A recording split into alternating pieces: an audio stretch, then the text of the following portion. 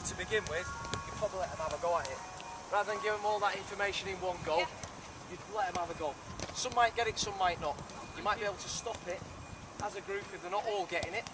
If they've got a problem as a group, or you can speak to individuals. Let the practice continue then. If I can see one's not quite there, have a quick word with him when he's on the outside. If everybody's struggling, okay, then you look in there implementing their little coaching points. Okay, so I'm going to play you in. Touch across. Wait a second, where's your first touch going? Across there, alright. First touch, play through the middle. My touch now is going to go across and in front, and now I'm playing you. Now I'm back across again. Now I'm going to go opposite way, play in there. What am I doing with my body now as the ball's travelling? Getting backwards, and I'm getting my body in line. Okay, I'm in, I'm back in line. And again, play through.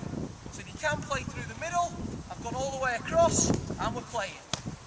First touch across and in front. So I'm in and I'm working backwards again, working hard. Which part of my foot? Which part of my foot am I using to control? Inside hand. Outside. Decision. Do I go inside? Do I go outside? First touch across my body and in front. Not closing spaces down. If I have a look at blues here now again, you can highlight in there. What's it called?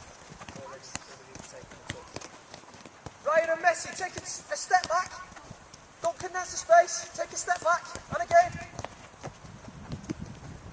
And again, you're not going to stop all the practice. It's just a case of giving them a little guide. And now they're on. No need to keep them second all the time. Punch them passes in. Work that first touch. Instructions, get them going. Let them experiment, and then they can go again. And then you can step in then with little instructions for them. Little pointers, little coaching points. And hold us there. Okay. Don't play.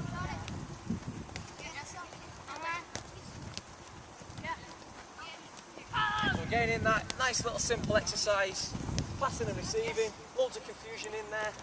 We're looking at receiving and playing, decisions to make. Do I dribble? Can I pass first time? You can introduce loads of different things in there. Sets, 1-2s, but we'll put that in there now.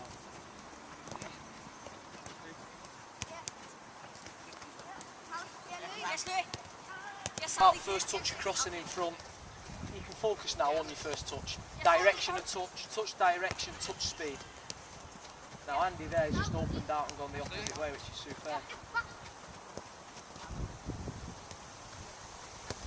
Something you can focus on now.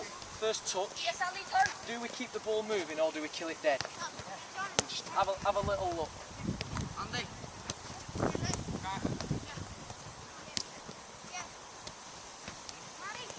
He's really looking at an overload. So if you can get some floaters involved, brilliant. So if you can have a 5-beat today, the interesting thing, we've massively overloaded that now, so they should have some success really. Don't forget, you only need 3 passes. Well done.